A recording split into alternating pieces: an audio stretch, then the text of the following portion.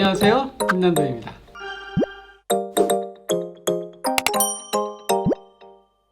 네, 안녕하세요. 안녕하십니까. 트렌드코리아 TV 김난도입니다. 오랜만에 인사드립니다. 오늘 아주 특별한 분을 만났습니다.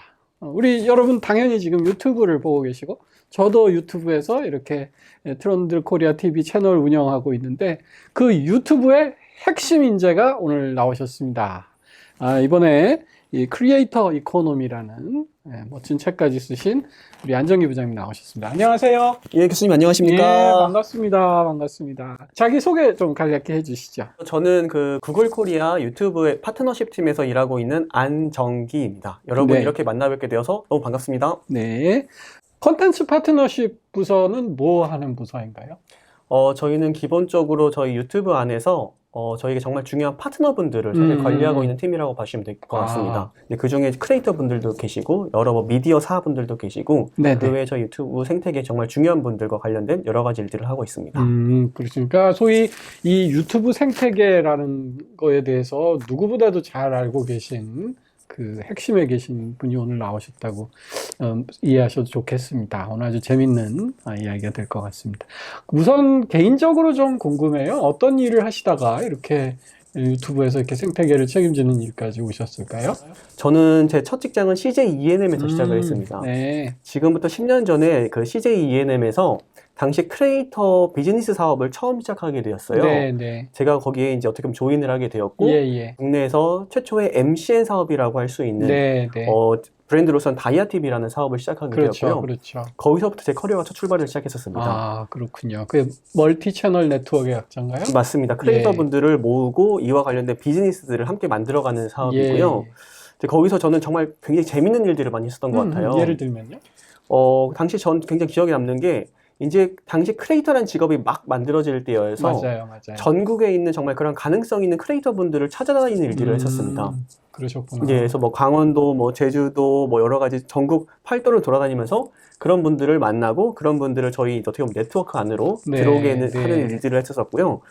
그런 일들을 하다 보니까 글로벌과 관련된 일들도 할 기회들이 굉장히 많았어요. 그래서 뭐 중국, 미국, 뭐 유럽, 심지어는 아프리카까지도 이제 그러한 크리에이터 분들을 육성하고 저희랑 파트너십을 맺는 일들을 하러 나중 가면 그런 조금 약간 글로벌한 일들까지도 함께 했었던 것들이 굉장히 기억에 남습니다. 그렇군요. 예. 그 다음은 카카오 엔터테인먼트도 계셨어요? 맞습니다. 그래서 제가 이제 그런 크리에이터 분들과 관련된 일을 쭉 하다 보니까 앞으로 셀럽분들이 유튜브를 시작하게 될 거라고 생각을 많이 했었어요. 앞으로 이제 크리에이터 분들뿐만이 아니라 셀럽분들도 크리에이터가 되는 시대가 올 것이다 라고 생각을 계속 하고 있던 찰나에 마침 카카오 엔터테인먼트에서 관련 사업을 시작하게 되었고 그래서 해당 팀에 조인을 했었습니다. 그러다가 유튜브 호랑이 굴로 딱 들어오셨네요. 예, 그러다가 제가 이제 이 일을 하면서 느꼈던 거는 결국 이 커다란 이게 물줄기가 있는데 이게 최종적으로 어디로 모이냐라고 하면은 결국 그건 유튜브더라고요. 유튜브의 미션 자체가 모든 사람들에게 목소리를 주고 세상과 만나게 해준다라는 미션을 가지고 있거든요. 저는 이게 제가 평소에 생각을 가지고 있었던 평범한 사람들이 비범한 영향력을 얻게 되는 시대라는 제 개인적으로 가지고 있는 이런 철학과 굉장히 잘 맞닿아 있다고 생각을 했어요. 그러다 보니까 이제 평소 유튜브에 이렇게 많은 관심을 가지고 있다가 이렇게 조인을 해서 지금 이렇게 재밌게 일을 하고 있습니다. 제가 이제 컨닝하고 있는 게 뭐냐면 우리 잠자님 쓰신 이 크리에이터 이코노미라는 책에 이런 통계가 있어요. 2021년 크리에이터의 수입 원천별 추정 수입이 있는데요. 유튜브가 15억 달러, NFT의 2배가 넘습니다. 그러니까 압도적인. 예, 맞습니다. 그렇고 이 크리에이터 총 수입을 봐도 유튜브가 뭐 다른 경쟁자들을 예를 들면 인스타그램 같은 게 인스타가 사람은 많아도 크리에이터의 수입은 뭐 비교가 안 되는군요. 예, 그래서 맞습니다. 정말 그래서 유튜브가 뭐 거의 크리에이터 이코노미의 핵심이고 중추에 있다. 저희 트렌드 코리아 TV도 지금 유튜브가 제일 핵심이니까요. 예. 그래서 교수님께서 말씀해 주셔서 조금 제가 첨언을 더 드리면은 사실 유튜브가 이러한 경제적인 규모에 있어서 굉장히 뭐 한국뿐만이 아니라 전 세계적으로 많은 기여를 하고 있어요. 뭐 예를 들어서 21년도 기준만 보더라도 유튜브를 통해서 한국에 창출된 일자리가 한 8만 6천 개 정도 되고 그로 인해서 경제적 효과가 한 2조 원 가까이 발생을 했고요. 글로벌하게 보더라도 미국 같은 경우에도 거의 한 40만 개, 45만 개 정도의 일자리가 한 해에 새로 창출되기도 했었고, 이와 관련된 이제 경제적인 파급력 효과 역시 거의 30조에서 40조 원 정도 된다고 볼 수가 있겠습니다. 그리고 최근 유튜브가 이제 3년간 크리에이터 분들께 지급된 금액만 보더라도 거의 40조 원 가까이가 40조 원. 예, 그 정도가 사실은 크리에이터 분들과 아티스트 분들께 분배가 되었거든요. 그 정도로 사실은 많은 사람들이 유튜브를 단순히 플랫폼을 시청하고 있는 이런 하나의 그냥 미디어로서만 생각을 하고 있지만, 사실 그 백단을 들여다보면은 이 컨텐츠를 만들고 이 컨텐츠를 시청함으로써 거기서 굉장히 많은 이코노미, 경제적 효과가 발생하고 있다라고 설명을 드릴 수가 있겠습니다. 네. 소위 크리에이터 이코노미라고 이름을 주셨는데요. 좀 구체적으로 정의를 좀 내려주시겠어요? 크리에이터 이코노미란 어떤 것일까요? 크리에이터 이코노미라는 거는 하나의 본인 스스로가 이러한 창업가 정신을 가진 사람, 그리고 기업가로서 변환되고 있는 것을 바로 크리에이터라고 정의할 수가 있겠습니다. 즉, 자기만의 컨텐츠를 만들어서 이를 통해서 자기만의 비즈니스를 확장해 나가는, 그게 개인일 수도 있고 아니면 어떤 집단일 수도 있는데요. 이들을 통칭해서 플랫폼에 상관없이 정말 뭐 웹툰, 뭐 웹소설, 뭐 이런 동영상, 이미지, NFT, 그리고 메타버스까지 여기서 활동하는 사실 이 모든 사람들을 크리에이터라고 할 수가 있겠습니다. 그리고 이제 이런 사람들이 모여있는 걸 크리에이터 이코노미라고 할 수가 있겠는데요. 사실 크리에이터 이코노미 이전에도 크리에이터들은 존재를 했었습니다. 그렇죠. 왜냐면 사실 우리 역사 속에 늘 창작자들은 존재를 했고, 그리고 사실은 그냥 인터넷이 처음 등장했을 때도 거기서 활동하는 많은 크리에이터들이 있었죠.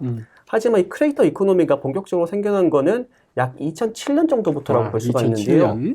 왜 그러냐면 그때 유튜브에서 처음으로 YPP라는 프로그램을 통해서 컨텐츠를 만드는 사람들에게 그와 합당한 광고 수익을 분배를 하기 시작했습니다.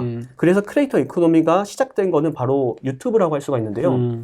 굉장히 흥미로운 거는 그 2007년도에 한국에서도 아프리카 TV에서 처음으로 별풍선이라는 거를 별풍선 던져드리고 막. 전 세계에서 최초로 그거를 시작을 했습니다. 어떻게 보면 2007년이야말로 크리에이터 이코노미가 처음 시작된 원년이라고 할 수가 있고요. 그게 지금 거의 한 15년 가까이 흐르면서 지금은 전체적인 경제 규모만 하더라도 전 세계 추정을 했을 때 한 140조 원 정도 되는 규모라고 생각을 하고 있거든요. 네. 실제로 21년도 영화 산업을 보면은 22년도 영화 산업 총 규모가 한 110조 원 정도 됩니다. 그게 영화 산업에 영화 산업과 맞먹는, 앞지르는 사실 하나의 어떻게 보면 거대한 플랫폼이 되었고, 여기에는 정말 많은 플랫폼들, 많은 크리에이터들이 생태계를 지금 구성하고 있다, 이렇게 설명을 드릴 수 있겠습니다. 그리고 제가 이렇게 생각해보면요, 인터넷 처음 생겼을 때 우리 UCC란 말 많이 썼어요. 맞습니다. 정확합니다. 유저 크리에이티브 컨텐츠인가? 그거 싸이월드. 맞아요. UGC라고도 하고 막 그랬었는데, 그게 결국 한계였던 게 정확히 지적하신 대로 거기서 수익 모델을 만들어낼 수 있느냐. 맞습니다. 그래서 YPP가 됐건 별풍선이 됐건, 내가 반고흐처럼 위대한 화가는 아니지만 내가 만든 어떤 컨텐츠를 어디에 올려서 어디선가 수익을 얻을 수 있다. 이게 이제 패러다임의 전환이 이루어진 해네요. 2007년 참 중요한 해인 것 같습니다. 예, 저는 2007년이 정말 중요한 해라고 생각을 하고 있고요. 어떻게 보면은 제가 뒷부분에서 나중에 더 설명을 드리겠지만 2023년 동안 굉장히 중요한 한 해가 앞으로 펼쳐질 거라고 생각을 하고 있습니다. 기대돼요. 끝까지 보셔야 돼요. 2007년이 또 중요한 이유가요. 트렌드 코리아가 처음으로 키워드를 발표한 해입니다. 맞습니다. 맞습니다. 저희가 처음으로 골든 피그즈라고 정말 대단한 해였어요. 예, 맞습니다. 사실 이 크리에이터 이코노미에 참여하고 있는 인원 숫자들에 대한 추정치가 최근에 나오고 있거든요. 네. 대충 한 5천만 명 정도가 전 세계에 5천만 명? 크리에이터로 추정되고 있는 게 있습니다. 이거는 이제 시그널 펀이라는 벤처 캐피털에서 추정한 건데요. 이 5천만 명이 어떻게 구성되어 있냐라고 보면은 전업으로 활동하고 있는 사람들이 약 200만 명, 그리고 부업으로서 하고 있는 사람이 전 세계 한 4,800만 명 정도 있다라고 분석을 하고 있습니다. 즉 어떻게 보면 크리에이터 이코노미가 만들어지면서 정말 수익 창출을 목적으로 하고 있는, 이걸 전업으로 하고 있는 사람이 전 세계 200만 명 이상 존재하고 있다고 볼 수가 있고요. 그리고 조금 더 이 창작자 범위를 확대해서 보면은 어도비에서 22년 말에 내놓은 자료를 보면은 전 세계 약 3억 명 정도의 크리에이터가 있다고 합니다. 이 3억 명 중에서도 특히 이제 약 1억 6천만 명 정도는 팬데믹 기간에 새롭게 콘텐츠 창작을 시작한 사람들이라고 보고 있어요. 그래서 어떻게 보면 좁게 보면 5천만 명, 즉 대한민국 인구 정도 해당되겠죠. 그리고 넓게 보면 약 3억 명, 미국 인구의 숫자에 거의 부합하는 사람들이 전 세계에서 크리에이터로 활동을 하고 있고, 사실 그 중에 상당수는 어떻게 보면은 부업으로 하고 있지만 이거를 점차 전업으로 하는 사람들이 늘어나고 있다, 이렇게 볼 수가 있겠습니다. 그럼 이들은 이제 기본적으로 어떻게 수익을 얻고 있냐라고 보면은, 사실 이 크리에이터 이코노미가 처음 생겨났을 때 네. 그때부터 존재했던 비즈니스 모델은 바로 광고입니다. 광고. 네. 바로 광고주가 존재를 하고 그 광고주에게 수익을 받는 크리에이터 형태들이 가장 많고 사실 지금도 가장 대중적인 형태라고 보실 수가 있겠습니다. 이 광고도 크게 두 가지 관점이 있는데요. 플랫폼에서 분배해주는 광고가 있고 네. 아니면은 그렇죠. 크리에이터가 광고주에게 직접 브랜디드 형태로 받는 협찬 광고가 있습니다. 근데 이 유튜브가 참 대단한 게 뭐냐면은 바로 이 플랫폼과 광고주에게 자동으로 사실은 광고 수익을 정산받는 시스템을 바로 구글, 유튜브가 만든 거고요. 이에 따라서 크리에이터들이 컨텐츠를 창작해서 업로드를 하기만 해도 본인이 별도의 협찬 광고를 하지 않더라도 사실은 수익을 낼 수 있는 구조를 만들었기 때문에 유튜브가 지금의 거대한 생태계를 만들 수 있다고 생각을 하고 있습니다.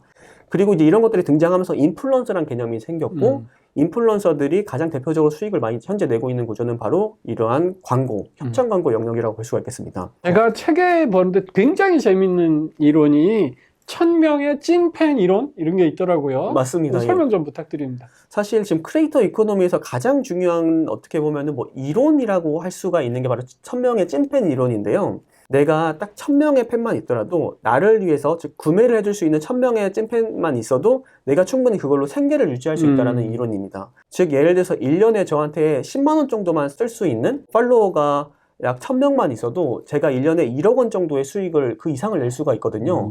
예를 들어서 사실 한국은 조금 이러한 이메일에 대한 서브스크립션 모델이 조금 약한 편이긴 한데 네네. 뭐 미국에 이제 다니엘 크레이그라는 기자분이 계셨었는데 네네네. 이분이 이제 코로나 기간에 해고가 되셨었어요. 그런데 이제 이분이 그럼 나는 앞으로 뭘 해먹고 살아야 되나라고 고민을 하시다가 본인의 그런 이메일 구독 서비스를 런칭을 하셨습니다. 네. 이분이 그 NHL 미국 그 북미 하키리그 예. 하키리그를 전문적으로 다루시던 분이셨거든요. 그러니까 본인이 전문 지식이 있다 보니까 이걸로 이메일 서비스를 시작을 하셨는데 10개월 만에 그 1000명을 딱 달성을 했습니다. 그랬더니 이제 그분이 $5씩 1000명에게 원래 받기 시작하니까 5,000불이면 500만 원. 예, 네. 맞습니다. 그래서 그렇게 활동을 하시다가 또 본인이 최근에는 더 유명세가 커지셔가지고 아예 메이저 언론사에서 이분을 별도로 스카우트 해가기도 했었습니다.